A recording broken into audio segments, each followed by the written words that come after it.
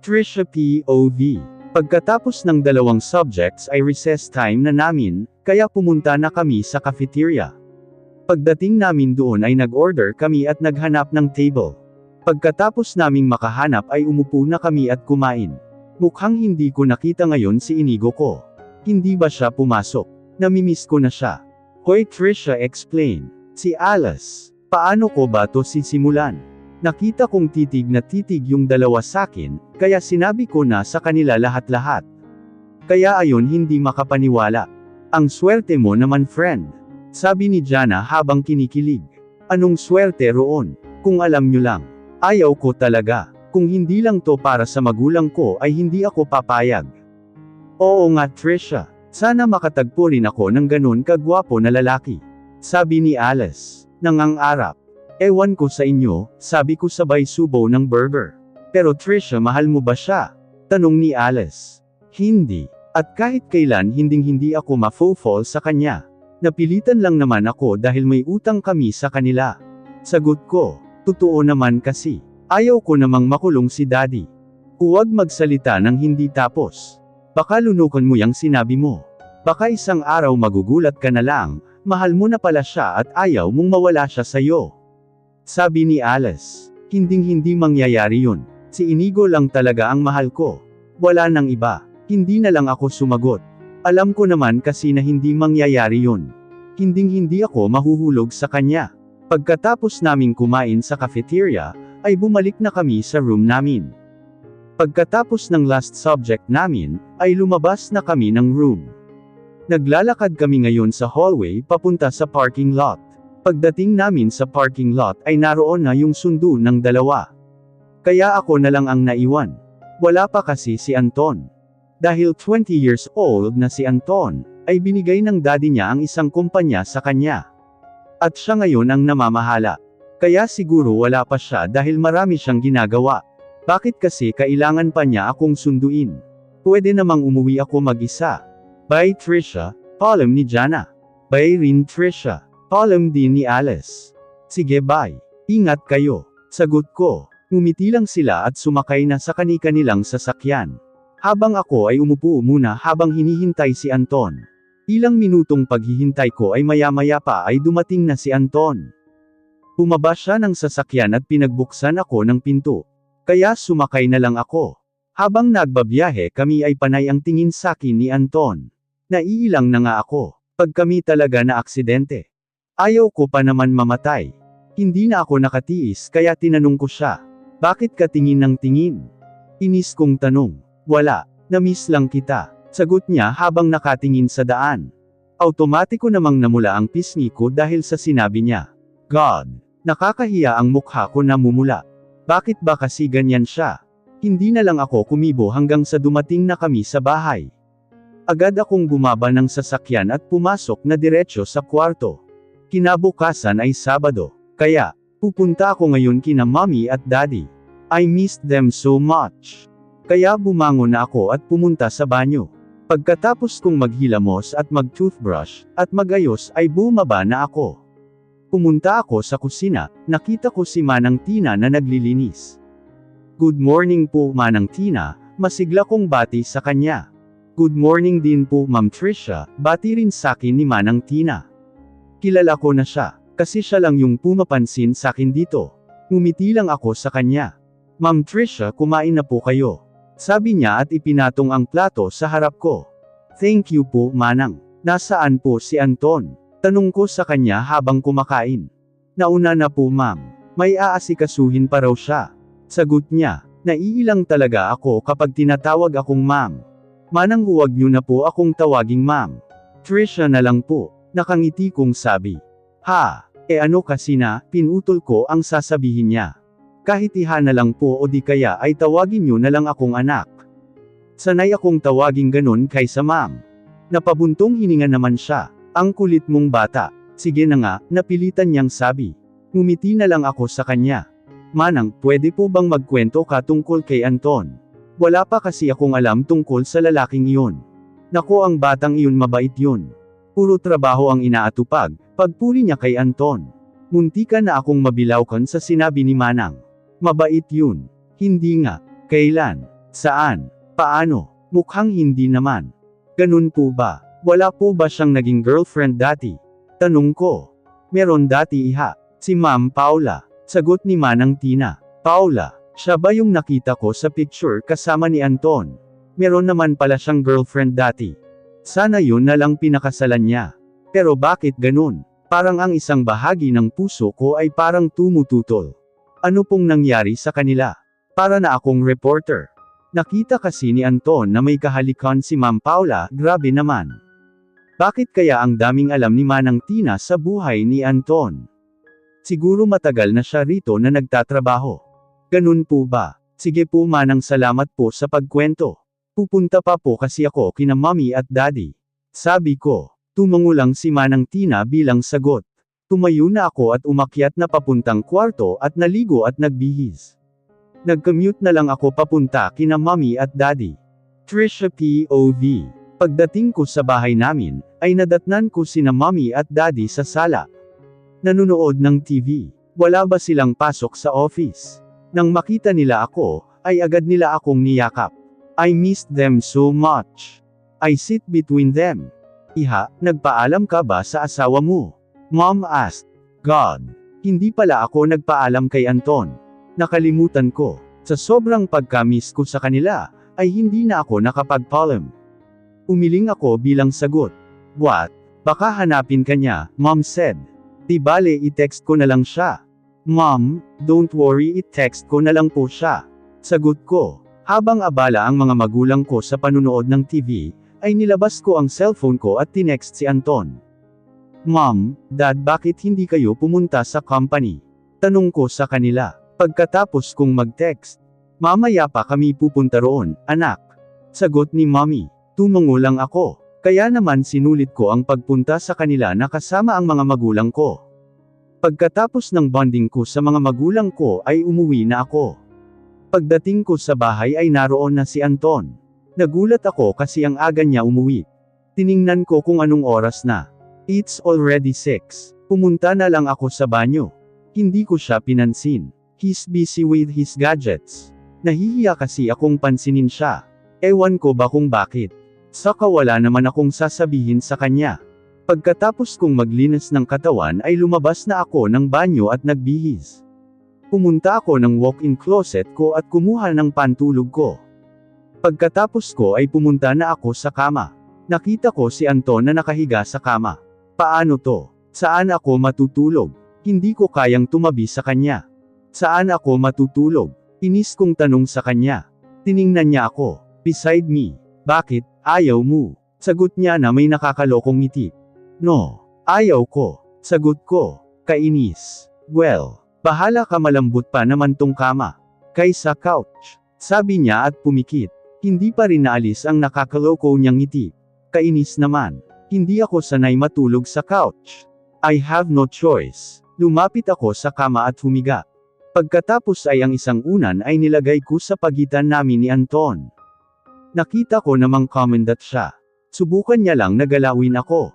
Tumalikod na lang ako sa kanya at pinikit na lang ang mga mata. Pero kapag minamalas ka nga naman, hindi kasi ako makatulog. Pinakiramdaman ko si Anton, at saka hindi ako sanay na may katabi. Maya-maya ay nagulat ako, dahil biglang yamakap si Anton sakin. Pilit akong kumawala pero hinigpitan pa niya ang pagyakap sakin. Ramdam ko ang hininga niya sa tainga ko. At sa hindi maipaliwanag na dahilan, ay biglang bumilis ang tibok ng puso ko. Dahil magkadikit ang mga balat namin. Rinig na rinig ko ang mabilis na tibok ng puso ko dahil sa yakap niya. Pagkaraan ay bigla siyang nagsalita. I just want to hug you.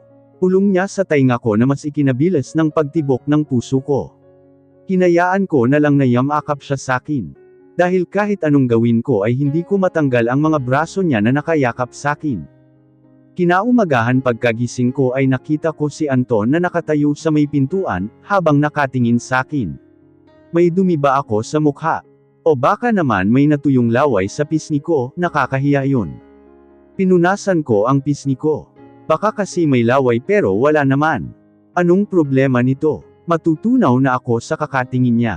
Good morning, bati niya sakin sabay kindat. Ang aga-aga nagpapakilig to. Kung hindi lang to gwapo kanina ko pa to nakutusan, kung ano-ano mga sinasabi ko. Minitian ko lang siya. Ewan ko ba kung bakit nahihiya ako sa kanya. At hindi ko alam kung bakit minitian ko siya. Hindi ko mapigilan. Parang ang sarap titigan ng mukha niya. Let's eat our breakfast. Sumunod ka na lang. At uuwi na pala sina Mommy mamaya, sabi niya at lumabas na ng kwarto. Mabuti naman, at uuwi na sila. Nakakailang kasi kapag kami lang dito. Pumangon na ako at pumunta sa banyo para magayos. Pagkatapos kong magayos ay bumaba na ako, at pumunta sa kusina. Umupo ako sa katapat na upuan ni Anton at kumain. Maya-maya ay biglang tumunog ang cellphone niya. Excuse me, sabi niya. Tumayo siya at pumunta sa sala, para sagutin yung tumatawag. Habang ako ay tuloy lang sa paglamon. Gutom ako. Ano magagawa niyo? Pagkatapos ng ilang minuto ay bumalik si Anton. Kita sa mukha niya ang galit. May tumawag lang galit na ang mukha. May problema ba? Nag-aalalang tanong ko sa kanya.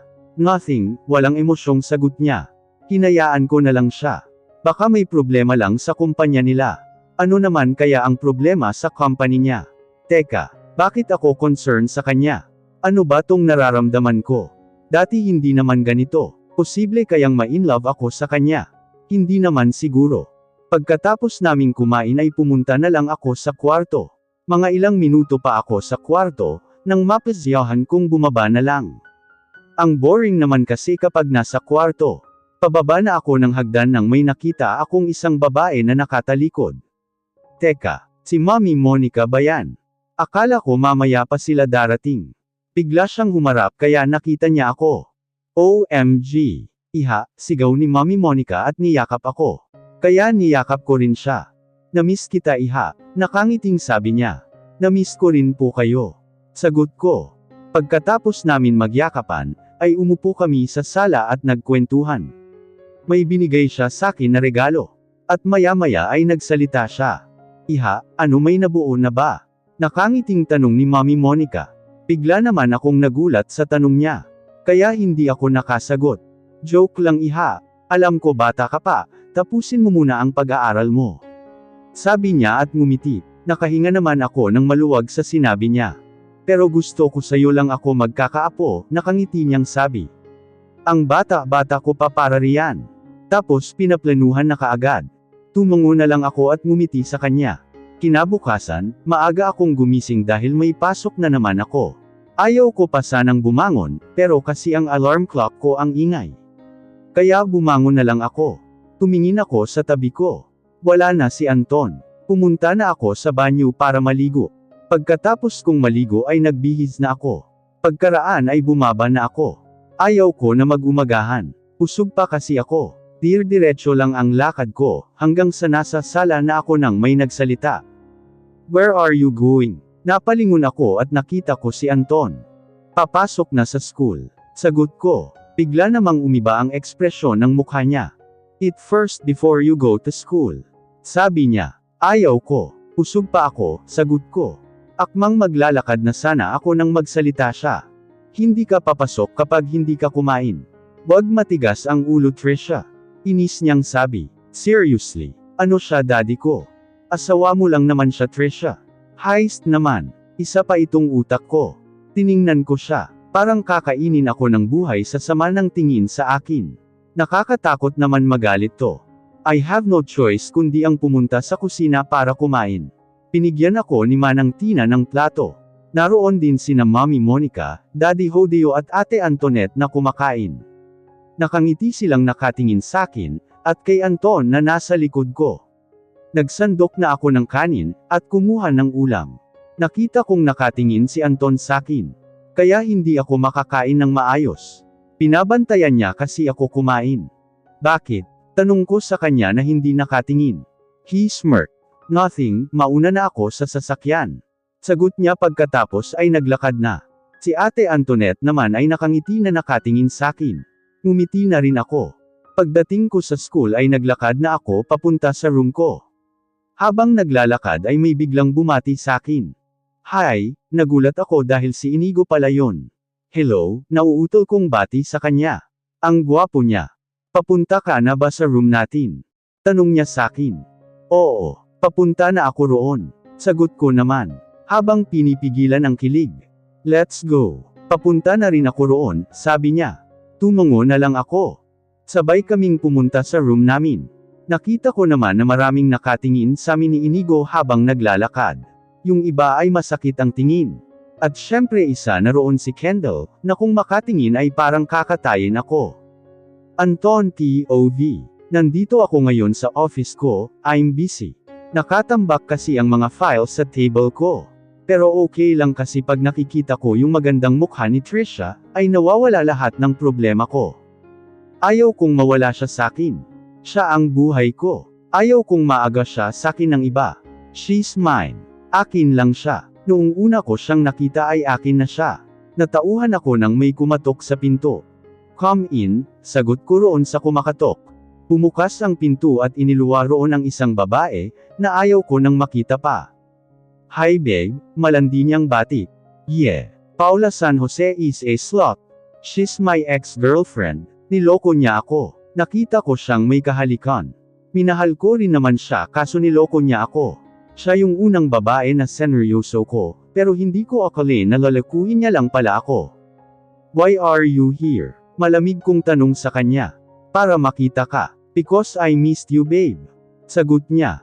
Paula, lumabas ka na sa office ko, kung wala kang magandang sasabihin. Galit kong sabi, I hate this woman. Oh Ton, huwag tayong maglukuhan dito. Alam kong pinakasalan mo lang yung Trisha mo, para makalimutan ako, right?